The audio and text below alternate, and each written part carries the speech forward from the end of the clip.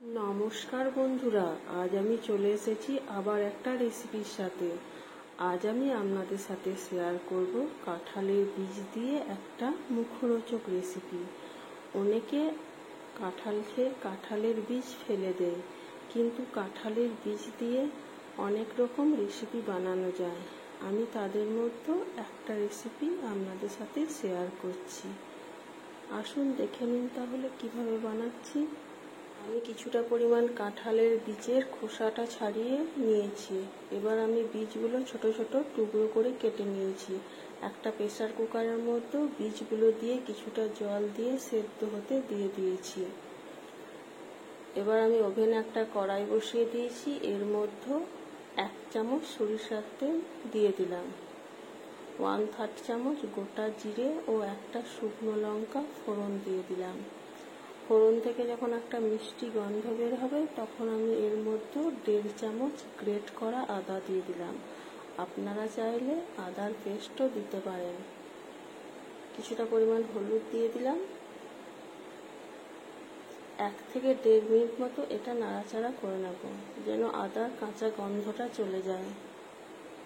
এবার আমি এর মধ্যে সেদ্ধ করে রাখা কাঁঠালের বীজগুলো জল ঝরিয়ে রেখেছি এগুলো দিয়ে দিলাম। 1 থেকে 1.5 মিনিট মতো এগুলো আমি নাড়াচাড়া করে নেব।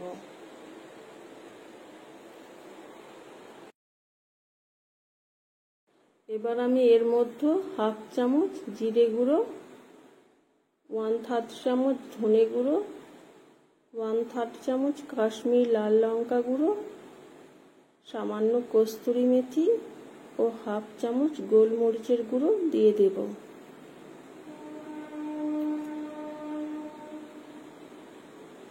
সামান্য জল দিয়ে দিলাম। এবার 3 থেকে 4 মিনিট ধরে আমি এটা নাড়াচাড়া করে একটু ভেজে নেব।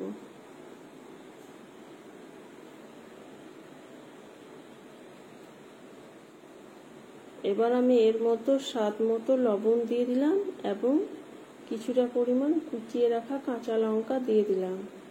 ঝালটা অবশ্য আপনাদের ইচ্ছে মতো দেবেন, চাইলে আপনারা লঙ্কার পেস্টও দিতে পারেন।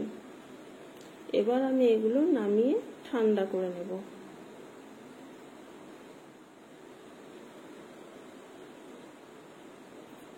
একটা পাত্রের মতো কিছুটা পরিমাণ বেসন নিয়েছি, সামান্য পরিমাণ হলুদ, সামান্য পরিমাণ হিং, স্বাদ মতো লবণ ও সামান্য খাবার সোডা দিয়ে দিলাম। এবার অল্প অল্প করে জল দিয়ে আমি ব্যাটারটা তৈরি করে নেব। সামান্য কালো জিরে দিয়ে দিলাম, তাহলে সেন্টটা খুব ভালো উঠবে।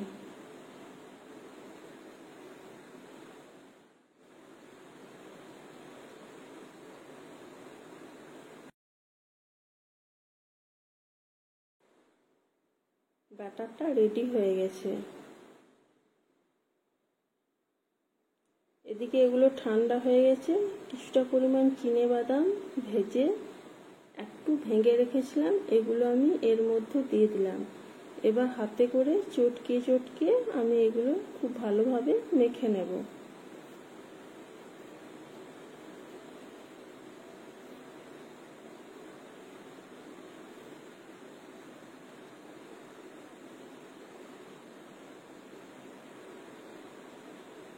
এগুলো মাখা হয়ে গেছে। এবার আমি হাতে করে অল্প অল্প করে নিয়ে গোল করে এগুলো আমি চ্যাপ্টা করে নিচ্ছি। এবার হয়তো আপনারা বুঝে গেছেন আমি এই কাঁঠালের বীজ দিয়ে কি বানাতে চাইছি। আমি ওভেনে কিছুটা পরিমাণ তেল বসিয়ে গরম হতে দিয়ে দিয়েছি। তেলটা গরম হয়ে গেছে। এবার বেসনের মধ্যে এটা চুবিয়ে আমি তেলের মধ্যে দিয়ে দিচ্ছি।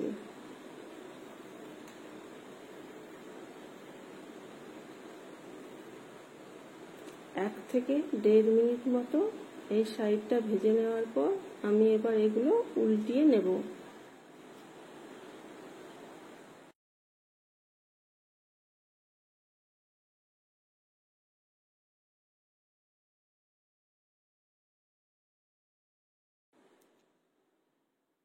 এই চপগুলো আমি উল্টিয়ে নিলাম।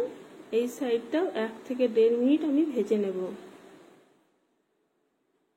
দেখুন বন্ধুরা, চপগুলো কত সুন্দর ফুলে উঠেছে এবং দেখতে কতটা লোভনীয় হয়েছে। এবার আমি এগুলো তেল থেকে তুলে নিচ্ছি এবং পরেরগুলো এভাবে ভেজে নেব। বন্ধুরা, আজ আমার এই কাঁঠাল বীজের চপের রেসিপিটা আপনাদের কেমন লেগেছে অবশ্যই কমেন্ট করে জানাবেন এবং বাড়িতে অবশ্যই একদিন বানিয়ে দেখবেন যদি না বানিয়েছেন, এবং কেমন হয়েছিল আমাকে কমেন্ট করে অবশ্যই জানাবেন। আর আমার রান্নার রেসিপিগুলো যদি আপনাদের ভালো লেগে থাকে তাহলে অবশ্যই লাইক, কমেন্ট এবং প্রিয়জনদের সাথে শেয়ার করার অনুরোধ থাকলো। এখনো পর্যন্ত আমার চ্যানেলটা যারা সাবস্ক্রাইব করেননি প্লিজ চ্যানেলটা সাবস্ক্রাইব করে আমার পাশে থাকার অনুরোধ জানাচ্ছি। তাহলে আবার দেখা হবে নেক্সট কোনো নতুন ভিডিওতে।